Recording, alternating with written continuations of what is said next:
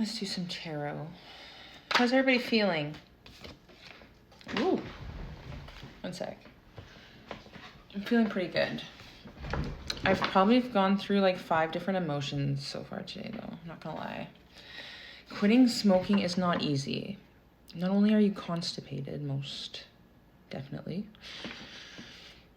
but you're also like detoxing from like all those chemicals. And like, let's say, obviously there's cellular damage when you do smoke, especially for as long as I did.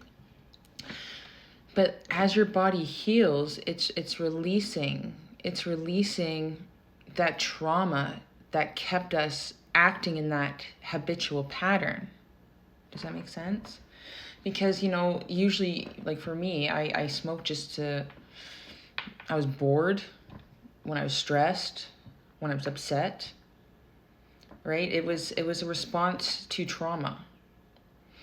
And now that I know, like, I'm no longer a smoker and I'm healing, it's as my body's healing and detoxing, it's pushing out these emotions.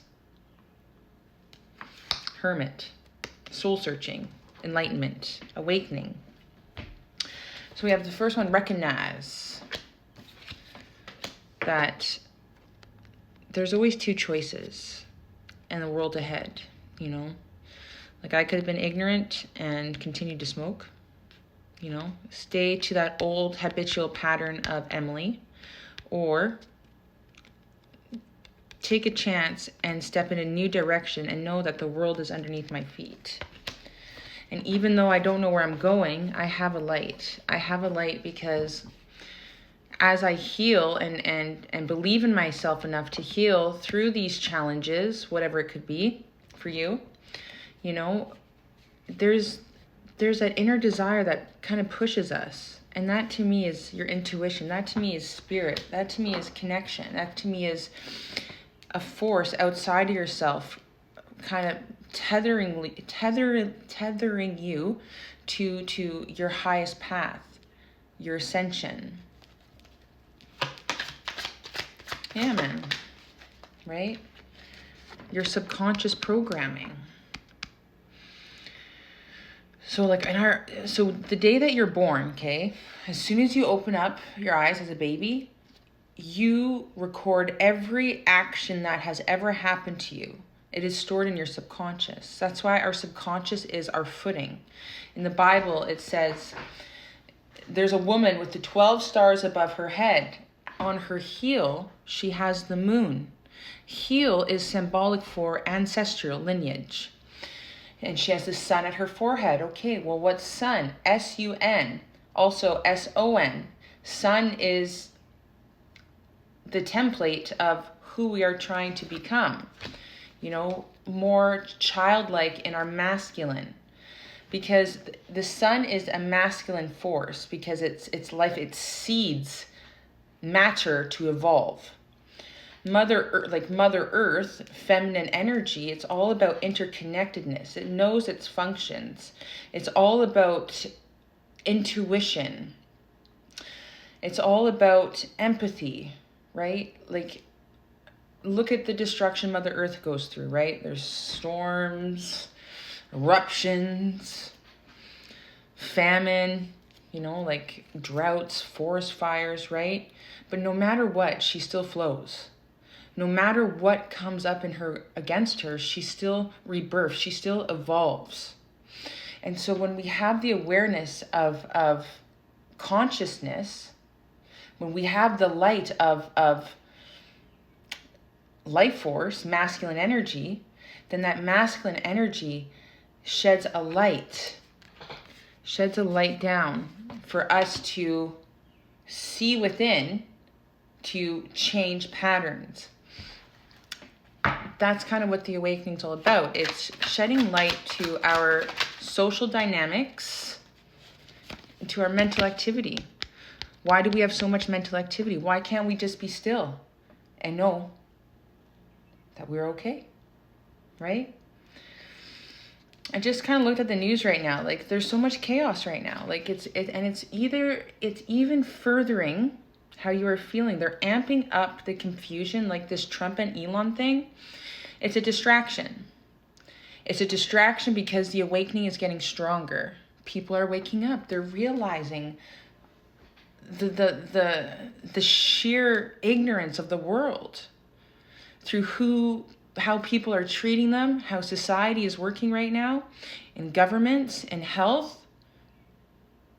You know, I spoke with a gentleman yesterday, and the amount of health issues he's had, and he kept talking about it over and over again. And I was like, you know, like, man, I was like praying in the back of my head for him, but that's just it.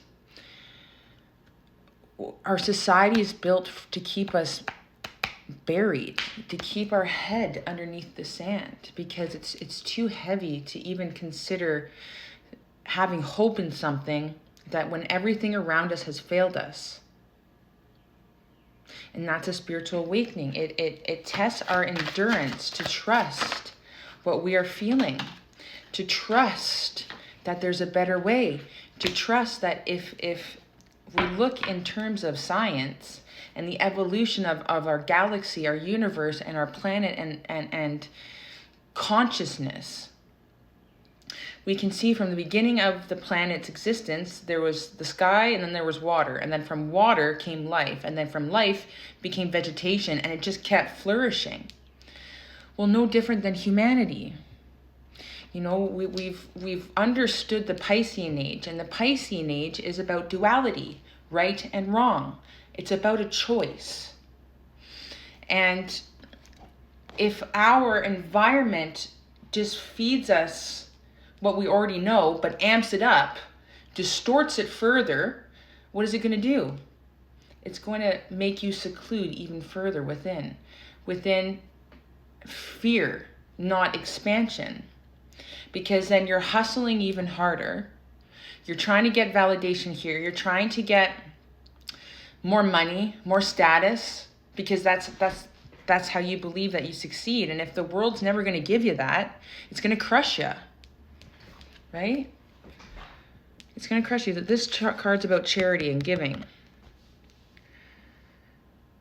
When we cut off exterior noises, right? Like, let's say you start recluding more, you start going within more, you start going for nature walks, or you just start isolating. You don't see people as much. Wow, High Priestess and charity.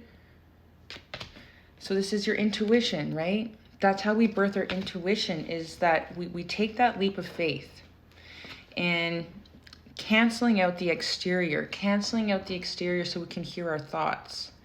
We can see what thoughts are replaying and what have to go, what isn't real and what is not real. Because if you got off your phone, if you went into nature, or even sitting on your couch, actually on your couch, let's intensify it. Get off your phone, turn off all the noise, and just lay there. Start to see what comes in. Is it your thoughts?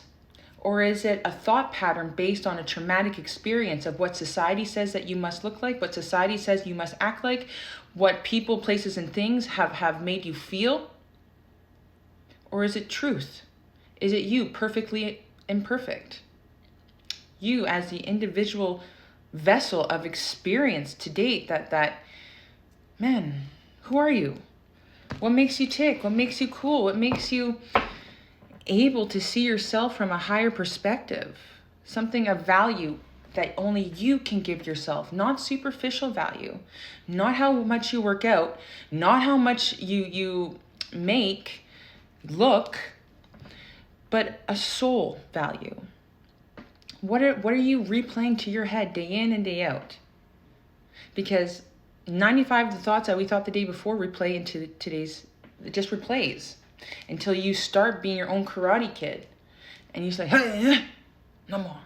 And you start really turning down the dial to really reflect, you know? And people fear this, they fear isolation. And, you know, like if you feel stressed out with the exterior of reality right now, I promise, if you go into it with the intention of healing, miracle, a revelation of healing, of letting go of something that you must, it'll be in your favor.